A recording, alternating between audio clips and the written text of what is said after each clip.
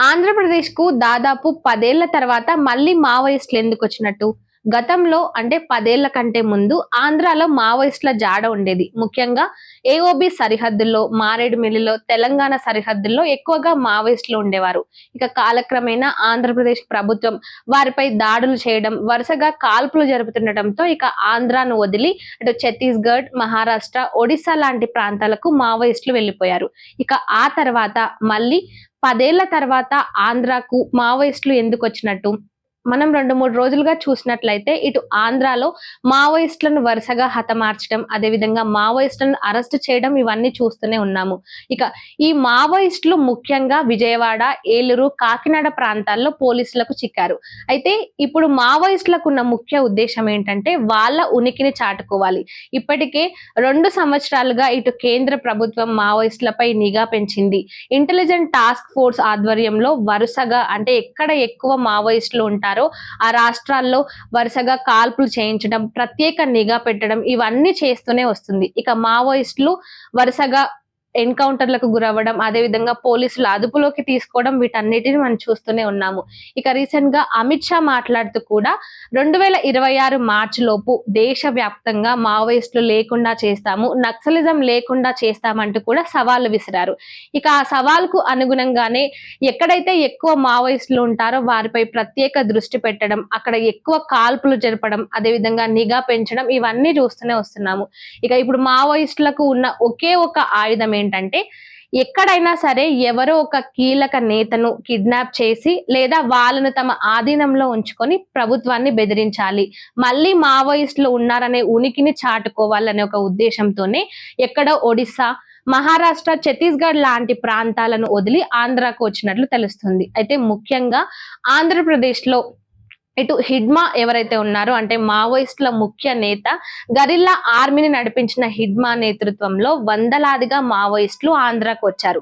ముఖ్యంగా ఈ మావోయిస్టులు ఆంధ్రాకు వచ్చినట్లు 2 నెలల ముందు నుంచే ఆంధ్ర నిఘా వర్గాలకు, బృందాలకు ఇన్ఫర్మేషన్ రావడంతో వాళ్ళందరూ అలర్ట్ అయ్యి ఇటు ఆంధ్రాలో ఎక్కడైతే ఎక్కువ మావోయిస్టులు ఉన్నారో వారిని అరెస్ట్ చేయడం, హతమార్చడం ఇవన్నీ చేస్తూనే వస్తున్నారు. అయితే ఈ మావోయిస్టులకు ఇప్పుడు ముఖ్య ఉద్దేశం ప్రకారం ఎవరైతే కీలక నేత ఉంటారో వాళ్ళని అదుపులోకి తీసుకోనో లేదంటే వాళ్ళని కిడ్నాప్ చేసే ప్రయత్నంలోనే ఇటు ఆంధ్రాకు వచ్చినట్లు తెలుస్తోంది. ఆంధ్రప్రదేశ్ ఉప ముఖ్యమంత్రి పవన్ కళ్యాణ్ ను అదుపులోకి తీసుకోవాలి. పవన్ కళ్యాణ్ ను కిడ్నాప్ చేస్తేనే ఇటు దేశం గాని, రాష్ట్రం గాని మావోయిస్టులు ఉన్నారనే ఉనికిని గుర్తిస్తారు, మావోయిస్టులకు బెదురుకుంటారు అనే ఒక ఉద్దేశంతోనే ఎక్కడో ఒడిస్సా, మహారాష్ట్ర లాంటి ప్రాంతాల్లో ఉన్న మావోయిస్టులు ఆంధ్రాకు వచ్చినట్లు తెలుస్తుంది. అయితే మనం గతంలో చూసుకున్నట్లయితే కూడా ఆంధ్రప్రదేశ్ ఉప ముఖ్యమంత్రి అయిన పవన్ కళ్యాణ్ కు ఎన్నో ఇటు నిఘా వర్గాల నుంచి అంటే కేంద్రం నుంచి హెచ్చరికలు జారీ చేశారు. మీరు జాగ్రత్తగా ఉండండి, మీపై కొంతమంది కళ్ళు పడ్డాయి, మీకు థ్రెట్ ఉండే అవకాశం ఉంది కాబట్టి మీరు జాగ్రత్తగా ఉండండి అంటూ కూడా ఒక సంవత్సరం కిందట ఇటు పవన్ కళ్యాణ్ కు కేంద్రం నుంచి హెచ్చరికలు వచ్చాయి. ఇటు పవన్ కళ్యాణ్ కూడా పలు సందర్భాల్లో మాట్లాడినప్పుడు కూడా ఈ విషయం గురించి మాట్లాడారు. ఇట్లా కేంద్రం నుంచి ఇట్లా హెచ్చరికలు జారీ చేశారు, ఇట్లా జాగ్రత్తగా ఉండమని కూడా కేంద్రం చెప్పినట్లు చెప్పుకొచ్చారు. అయితే ఈ ముఖ్య ఉద్దేశంతోనే ఇటు మావోయిస్టులు ఆంధ్రాకు వచ్చినట్టు తెలుస్తోంది. అంటే మావోయిస్టుల ముఖ్య ఉద్దేశం ఏదైతే ఉందో ఏదో ఒక కీలక నేతను అంటే మనం గతంలో కూడా చూసుకున్నట్లయితే ఇటు కన్నడ సూపర్ స్టార్ హీరో అయిన రాజ్ కుమార్ ను కిడ్నాప్ చేయడం, కొన్ని రోజులుగా ఆయనని ఇబ్బంది పెట్టడం, ఆ తర్వాత మళ్ళీ ఒడిశాలో కూడా ఒక హీరోను కిడ్నాప్ చేయడం, ఆయనని ఇబ్బందులు పెట్టడం, ఒక కలెక్టర్ ను కూడా కిడ్నాప్ చేసి పలు రోజులుగా ఆయనని ఇబ్బంది పెట్టడం ఇవన్నీ మనం చూస్తూనే ఉన్నాం. అంటే మావోయిస్టులకు ఈ చరిత్ర ఉంది. ఎవరినైనా ఒకరిని అంటే దేశంలో గాని, రాష్ట్రంలో గాని మంచి పేరు ఉన్న నాయకులను గాని, ఇటు ప్రభుత్వ అధికారులను గాని, పొలిటీషియన్స్ ని గాని, హీరోలను గాని ఎవరినో ఒకరిని తమ ఆధీనంలోకి తీసుకొని వాళ్ళని కిడ్నాప్ చేసి వాళ్ళ ద్వారా ప్రభుత్వాలను బెదిరించి తమ ఉనికిని చాటుకునే విధంగా ఈ ప్రయత్నాలన్నీ మావోయిస్టులు వరుసగా చేస్తూనే ఉన్నారు. ఇక ఇటు ఒడిశాను గాని, ఛత్తీస్‌గఢ్‌ను గాని ప్రాంతాలను వదిలి ముఖ్యంగా ఆంధ్రాకు రావడం వెనుక ఉన్న ముఖ్య కారణం ఏంటంటే ఇటు జనసేన పార్టీ అధినేత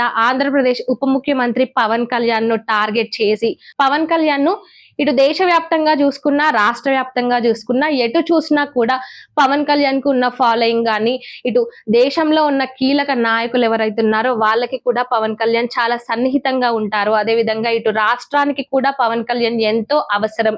ఇక ఈ అవసరాన్ని అవకాశంగా తీసుకొని మావోయిస్టులు ఆంధ్రాకు రావడం ముఖ్యంగా పవన్ కళ్యాణ్ ని టార్గెట్ చేసే వచ్చారని ఇటు నిఘా వర్గాలు చెప్తున్నాయి. ఇక ఏదేమైనప్పటికీ పవన్ కళ్యాణ్ ను టార్గెట్ చేసినందుకే ఇటు మనం ఇంకోటి గమనించినట్లయితే కూడా ఇటు మావోయిస్టులు ఎక్కడైతే దొరికారో అంటే విజయవాడ గాని, ఏలూరు గాని, కాకినాడ గాని, ఇటు కాకినాడ అంటే పక్కనే పిఠాపురం, అదే విధంగా విజయవాడ అంటే క్యాపిటల్ కు దగ్గర కాబట్టి ఈ ప్లేసెస్ లో ఎక్కువగా పవన్ కళ్యాణ్ తిరుగుతూ ఉంటారు. ఎక్కువగా పవన్ కళ్యాణ్ అక్కడే ఉంటారు కాబట్టి అక్కడ ఉంటే పవన్ కళ్యాణ్ ను అదుపులోకి తీసుకోవడం సులభతరంగా ఉంటుందనే ఒక ఉద్దేశంతోనే మావోయిస్టులు ఇటు విజయవాడలో గాని, కాకినాడలో గాని ఉన్నట్లు పోలీసులు నిఘా వర్గాలు చెప్తున్నాయి. ఇక ఏదేమైనప్పటికీ టాస్క్ ఫోర్స్ పోలీసులు గాని, నిఘా వర్గాలు కానీ 2 నెలల ముందే వీళ్ళను మావోయిస్టులను గమనించి వాళ్ళ అడుగుజాడలన్నిటినీ పసిగట్టి వాళ్ళని అదుపులోకి తీసుకున్నారు. ఇక పవన్ కళ్యాణ్ కు పెద్ద ప్రమాదం తప్పిందనే చెప్పుకోవాలి.